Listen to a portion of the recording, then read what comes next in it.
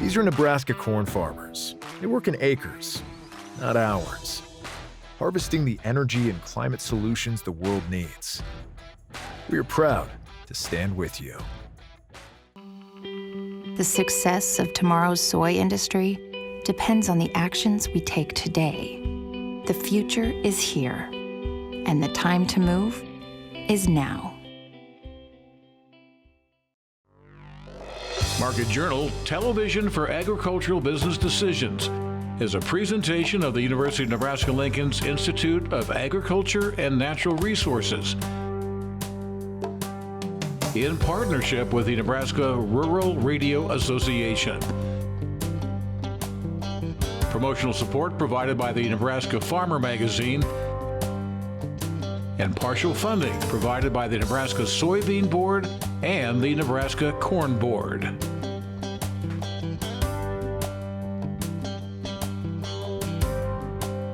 Hi everyone, I'm Bryce Duskett, and thank you very much for joining us today on Market Journal. Well, here we go. Over the past week, the weather has cooperated with many Nebraska producers, and consequently, planters have been rolling across the Heartland. On today's broadcast, we'll get some updates when it comes to planting preparation from a recent corn production clinic. Plus, we'll hear how a program known as N Farms is set to change the trajectory of the ag industry. We'll also be joined by Heartland Farm Partners President Jeff Peterson, who will discuss the latest when it comes to the markets. All of that is coming up straight ahead on this week's broadcast, but first.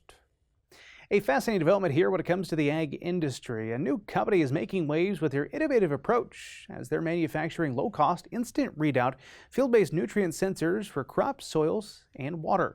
The main goal here is to improve management practices, boost grower profitability, and ensure environmental stewardship. This endeavor has roots right here at the University of Nebraska's Innovation Campus. Our team had the privilege of sitting down with UNL's Dean of Ag Research to delve into how this research at UNL has transformed into a new business. So I want everybody to make sure, everyone who's listening today, to know the name of your company, and you give us one more kind of overall explanation of the technology and how that can help Nebraska. Okay, so the company is called Ingenious Ag. It manufactures a handheld sensor you can stick into the stalk of a corn plant and measure the amount of nitrate in the sap of that corn plant, which is perhaps interesting for its own sake, but more importantly, can provide much better information than soil in terms of identifying which fields require additional nitrogen from side dress and which fields do not require additional side dress nitrogen. You're going to lose more money buying and putting down the nitrogen than you're going to make an additional yield. So I want to learn really a lot about this concept, about how you took an idea from the lab and you turned that into a product and a business and how that is going. And really how did you become aware of an issue and how did that lead to this product development? Absolutely. So in my the role at the university, I spend a lot of time interacting with growers, with other agricultural stakeholders, and I consider it very important to know what are their biggest concerns. Nitrogen has been a big concern for growers for a long time. It's typically their second most expensive input after seed in non-irrigated systems. And we are seeing in examples from states like Iowa, there's more and more of a push towards regulation of nitrogen runoff. That's something growers are concerned about. They want to get out ahead of it. The way to do that is to have more information. Right now, growers do not have good information about nitrogen levels, how much nitrogen they need in order to maximize their economic return from growing corn here in Nebraska or around the U.S. And it sounds like this was a concept that really required a lot of different pieces to come together and understanding. So give me an idea and a description of what the technology is that you have developed. So this is a technology that was developed in a collaboration between my group, Liang Dong, who is a very talented engineer from Iowa State University, and Mike Castellano, who is a real agronomist. My background is in plant genetics, and I now work on applied questions. Mike, and I were able to go to the RPE, which is the equivalent of DARPA from the Department of Energy to fund really advanced energy projects, and make the case that we had this potential technology to be able to monitor the amount of nitrate in the stalk of a corn plant in the field, and that this would both be much lower cost than existing nitrogen tests, but also be much more actionable. Because rather than looking at the amount of nitrogen in the soil, which is a very poor predictor of whether or not corn plants will have enough nitrogen, we can actually look at how much nitrogen is an individual corn plant extracting from the soil which turns out to give us a much better sense of which corn plants need more nitrogen, more side dress fertilizer, and which ones do not. So this is really a direct application that a user, a farmer, can take out into the field and then be able to use that for decision making on inputs they have for their production system. And maybe as a potential way to save some money and to increase their profitability. Absolutely. So depending on the price of nitrogen fertilizer, we estimate that farmers could save anywhere from $1 to $6 billion a year in terms of fertilizer that they're currently applying to fields that is not making them back the cost of that fertilizer in terms of increased grain yield. Now, farmers are very smart people. The reason that they're doing this is they just don't have the data to know which are the fields that need the nitrogen and which ones don't. Since most fields need it, they're applying it everywhere. Right. If we can give them the data, it's a win-win-win. It saves the farmer money, improves water quality, reduces greenhouse gas emissions. Excellent. So I'm curious about when a farmer's actually out in the field using the sensor, how many plants per acre would they have to test to be able to make a decision? So that's something that we're still working on in the company right now, and that's been a big focus of our work in 2023 and in the 2024 field season, is testing how much sampling is required. Our estimate is that ultimately we're looking at perhaps one plant per 2.5 acres, something equivalent to a soil test, but we're waiting on the information to be able to say that confidently. That's great. So this is really an ongoing technology development project. This is an ongoing technology development project. So we've proven out the core technology of the sensor. The real focus on right now is how do we scale manufacturing from something where a grad student is assembling, a PhD level scientist is assembling this at a bench, to something where we can manufacture hundreds or thousands of these sensors, and then building out the standard operating procedures and best practices around using that sensor data so that farmers get the biggest bang for their buck. Neat stuff there. And speaking of innovation, the University of Nebraska-Lincoln is set to launch a program they're calling N-Farms. This program has a mission to expand precision ag capabilities, standardize data, and utilize cloud-based ag data storage. Not only that, but it also brings valuable expertise and ag software offering data-driven decision tools. To dive deeper into this project, our very own Market Journal producer, Bill Dodd, caught up with the folks involved. Let's hear now from that story with Bill. Researchers at the University of Nebraska-Lincoln are set on making the farm of the future synonymous with the term N-Farms, or the Nebraska Farm and Ag Management Research Systems Initiative.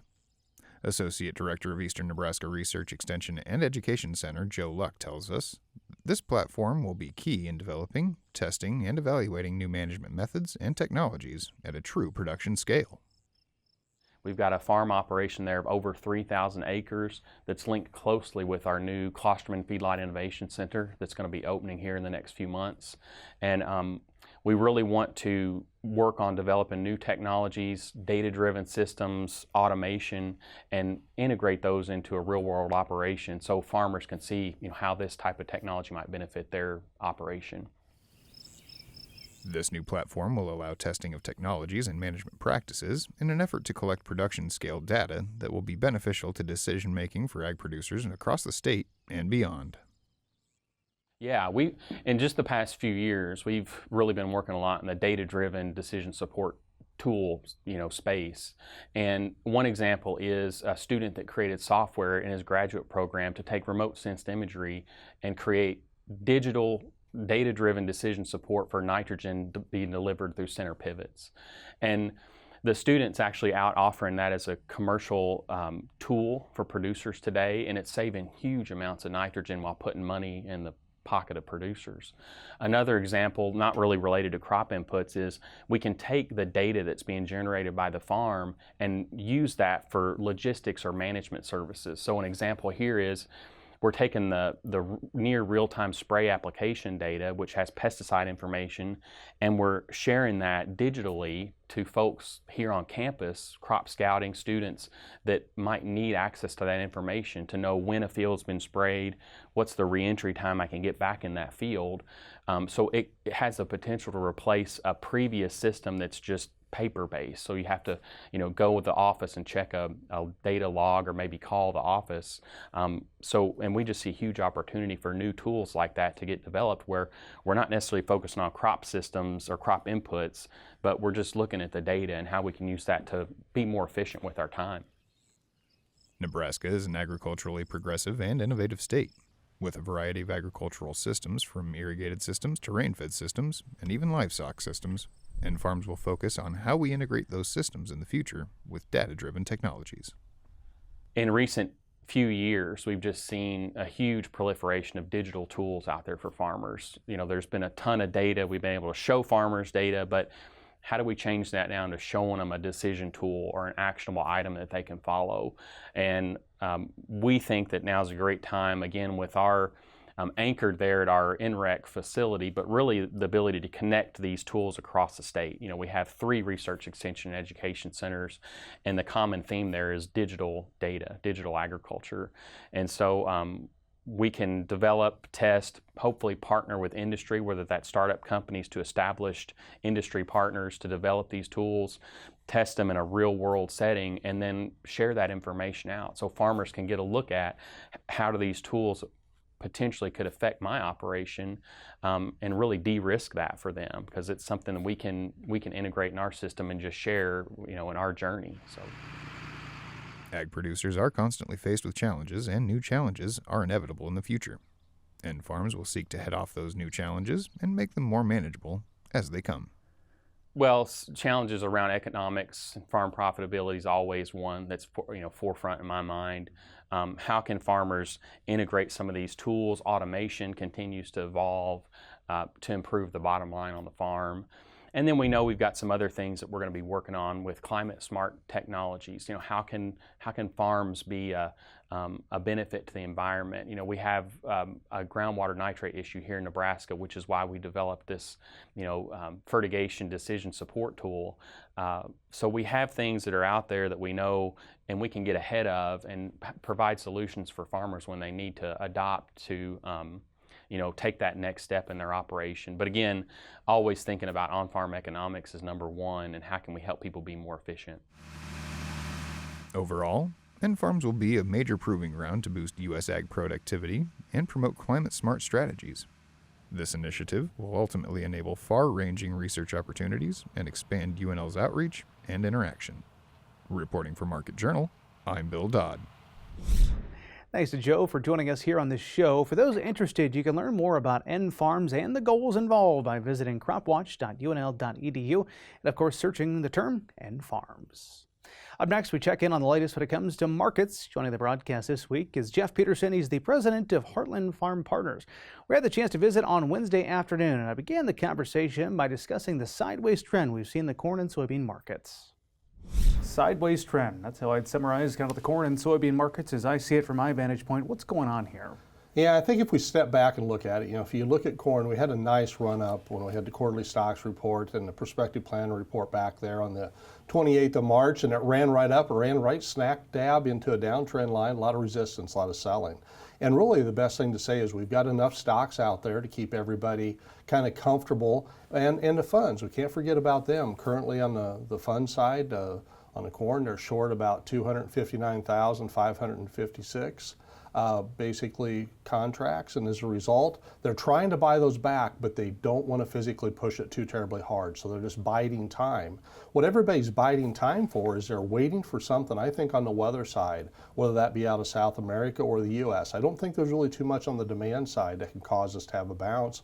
And then over on the beans kind of, they didn't quite get the response that basically corn had back there coming out of that quarterly stocks and the prospective planning. They actually kind of put in their peak back there on the 21st of March, and they've kind of been grinding sideways, but now here lately they've started to kind of accelerate a little bit back down to the downside. Now the funds there are also short, about 139,000 contracts, a little bit over that, and they've been very reluctant to buy that back, and I guess that makes sense because if we look at it, there's plenty of beans out there in the world market. Right now, if you look at Brazil, they're about 80% harvested on beans. They've got beans that are cheaper than ours. And as a result, the market's got basically enough soybeans to work with right now. You talk about the global supply. How about here in the United States? Do you get the sense there's still quite a bit of unsold corn and soybeans in the grain bin? Oh, there most definitely is, and that, that started all the way back in last summer. And what we generally ended up finding is that the farmers as a whole, because of the conditions we ended up having, just didn't sell a lot of new crop bushels. And when we got it around harvest time, then we didn't see a lot of new sales get made coming out of harvest into the winter, and as a result, they've been hanging on to quite a few bushels. And as a matter of fact, the quarterly stocks report came out at the end of March, kind of reinforced that. Overall, we know we've got more stocks out there across corn and soybeans, but for those commercial grain traders, those off-farm stocks, it's tighter on both corn and beans.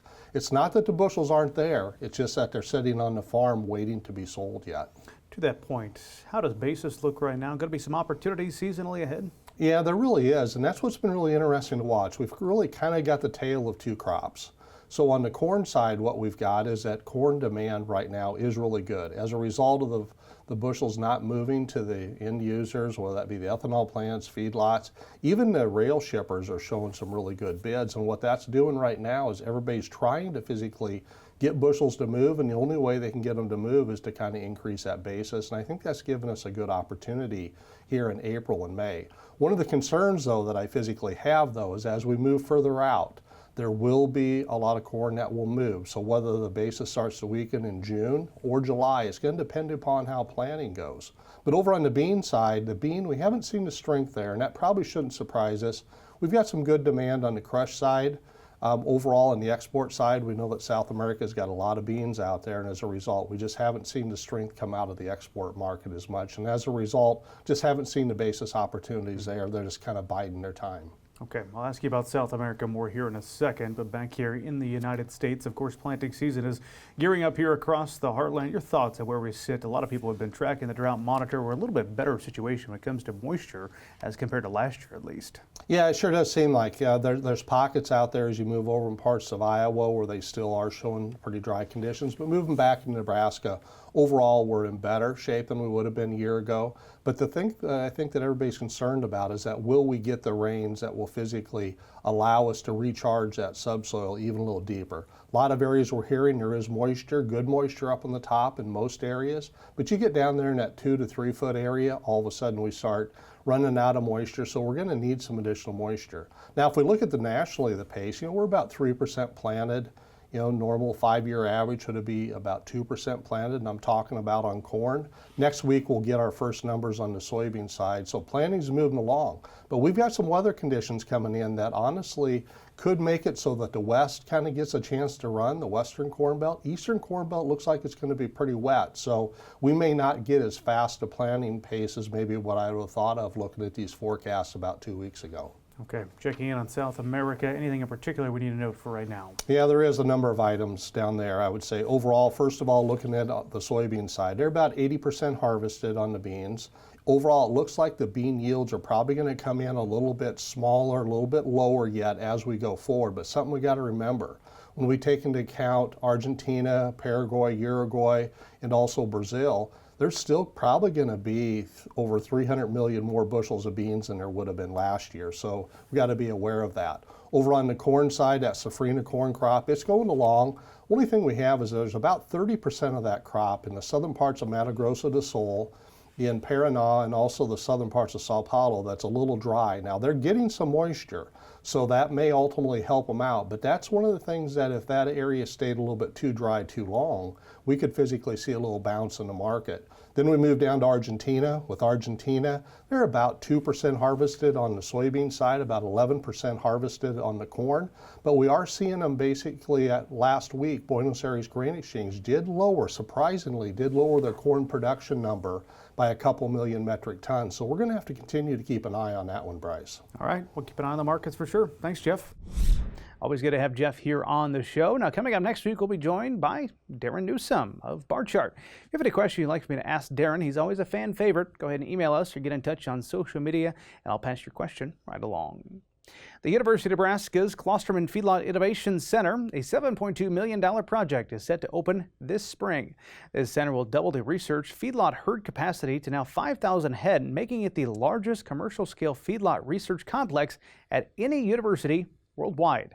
Researchers will have the opportunity to conduct trials in various enclosures and open lots, including a special building dedicated to research trials for individual animals.